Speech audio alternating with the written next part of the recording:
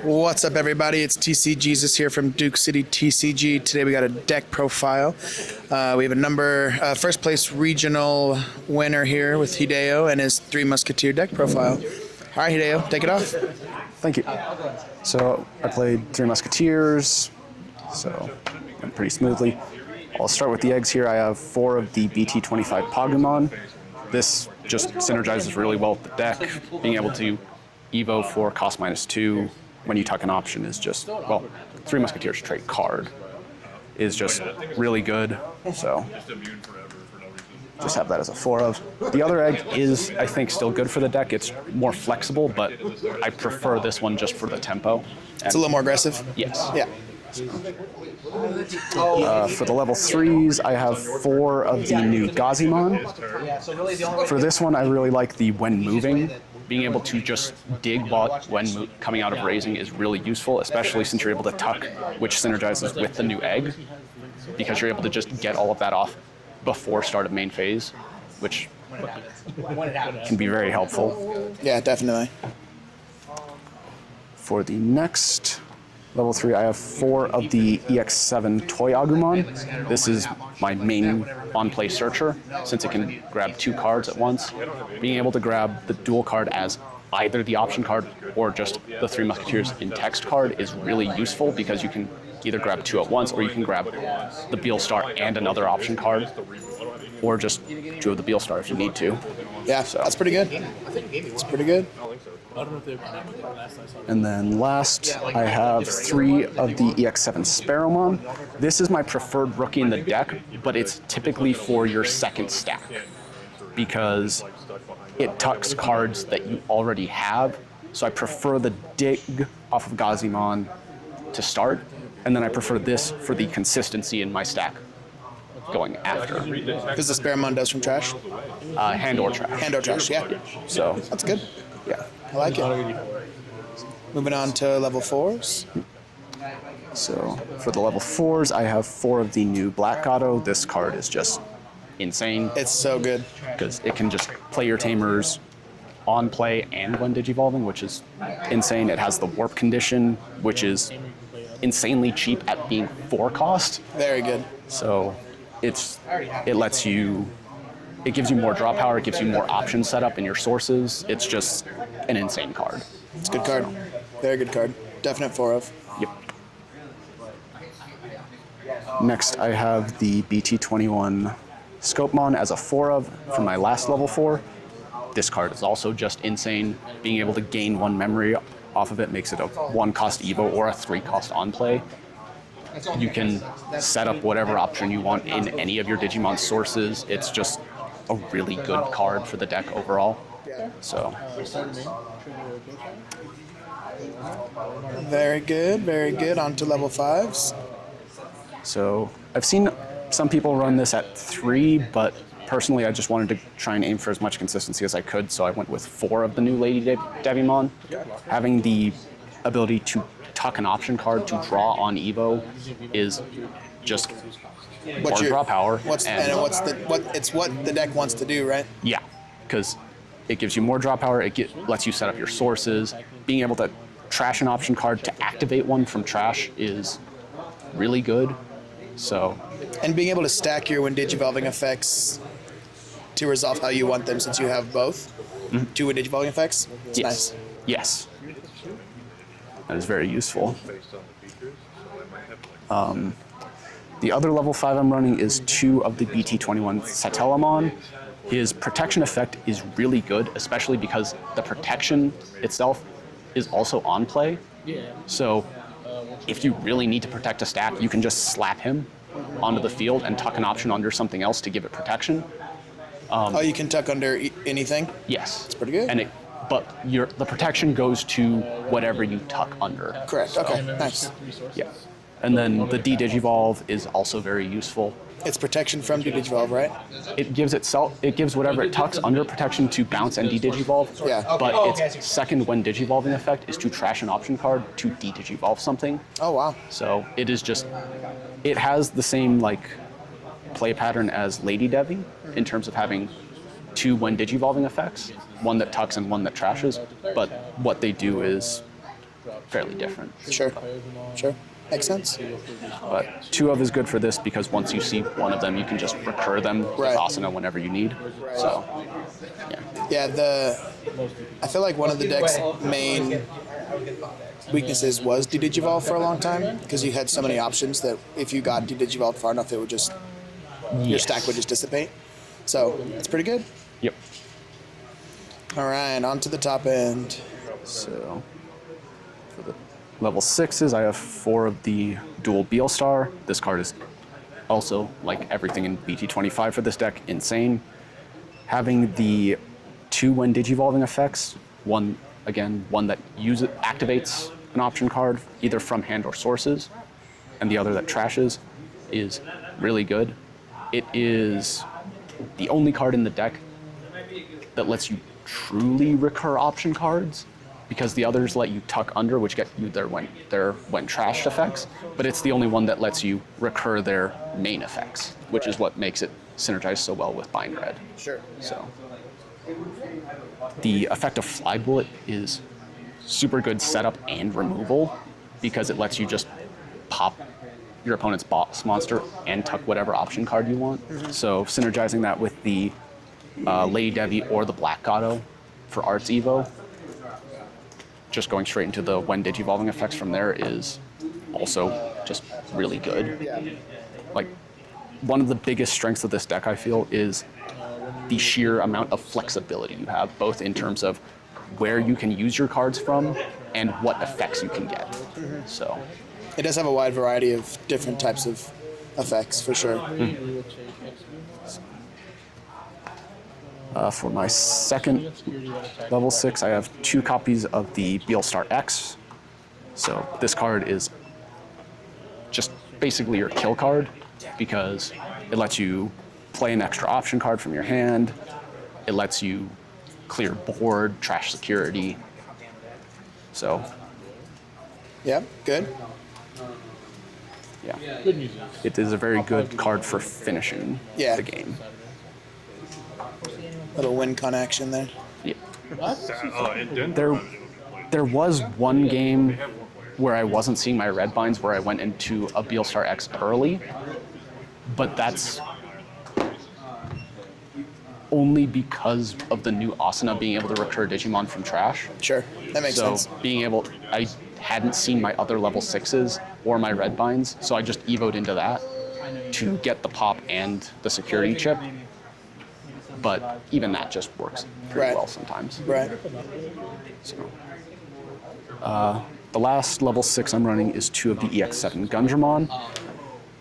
This did not come up for me in regionals once. I did not evo into this guy once, which I'm a bit sad about because I've liked this card since EX7. Yeah. So I'm probably going to cut this down to 1. I still want to run him just for the protection effect as a fallback. Yeah. But with how fast and aggressive the deck can be, he's definitely on the outside of that strategy. Right. So I'd probably knock him down to a 1 of. Yeah. I have it all put together. You just need one more. Do you have an idea of what you would do instead?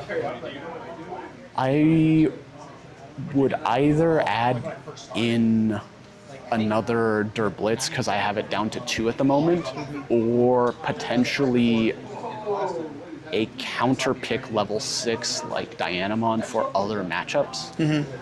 So I'd have to play around with that a bit more Sure. to figure that out, but I'm leaning towards Dianamon at the moment. Yeah. So Yeah, I think Dianamon is kind of a sneaky card that people are trying to throw into a bunch of different things. yeah, because you can also just recur it off of Asana.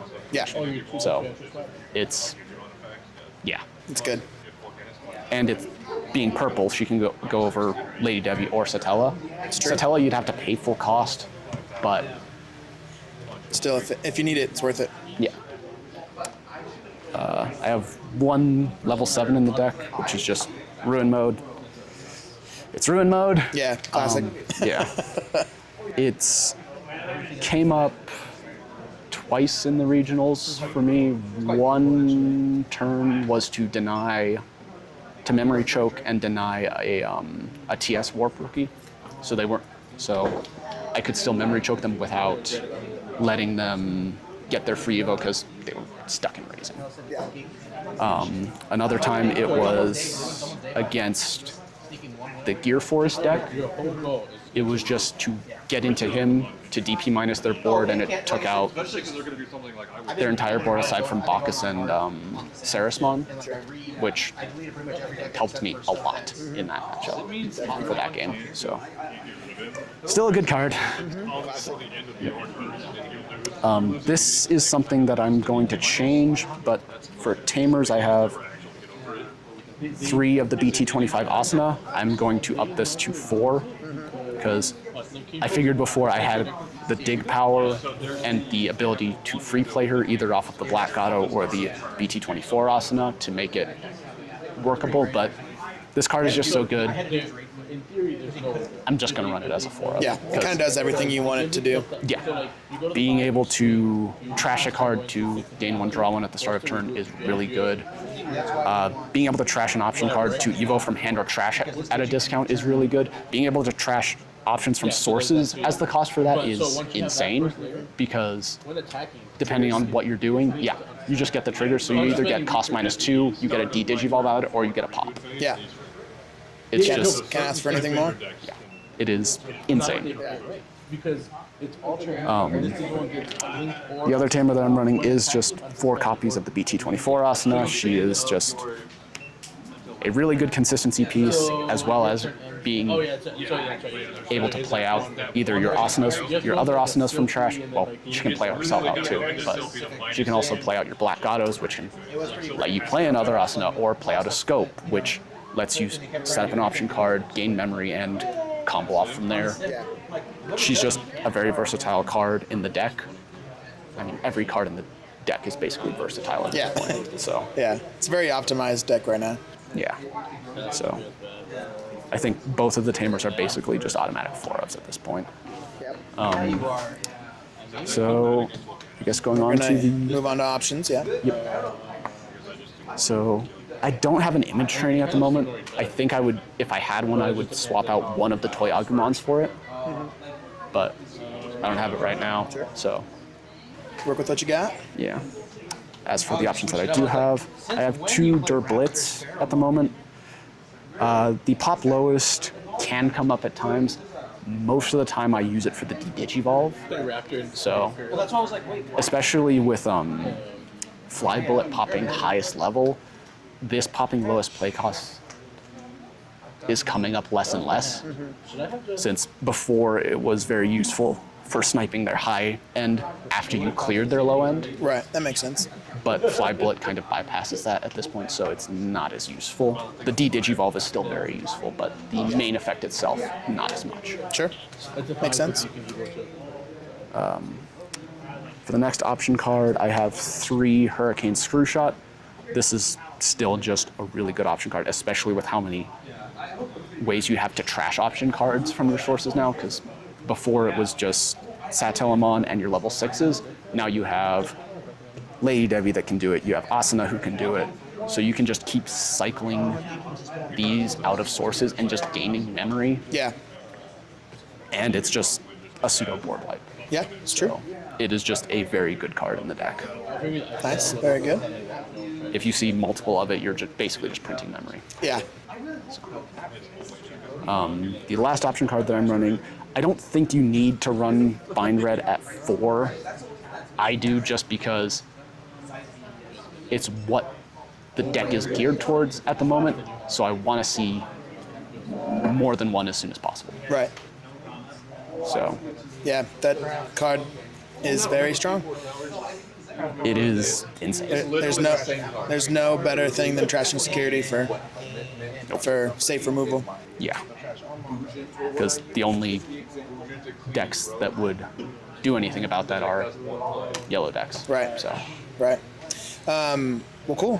What were your matchups? My first round was a mirror, but he bricked really hard game 1, so that game itself was done in like 5 minutes. Oh, wow. Yeah, he bricked really hard. Second, I played Gear Forest.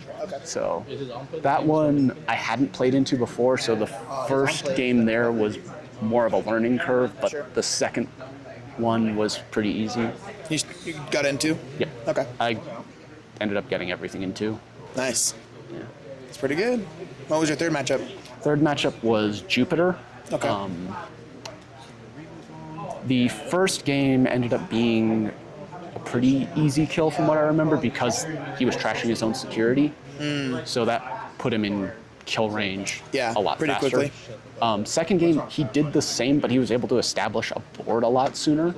So I wasn't able to break through that as easily. So Sure. I kind of just ended up with 2 BT-25 asanas on the board, and I basically just ground the game out until he ran out of resources and then just killed him.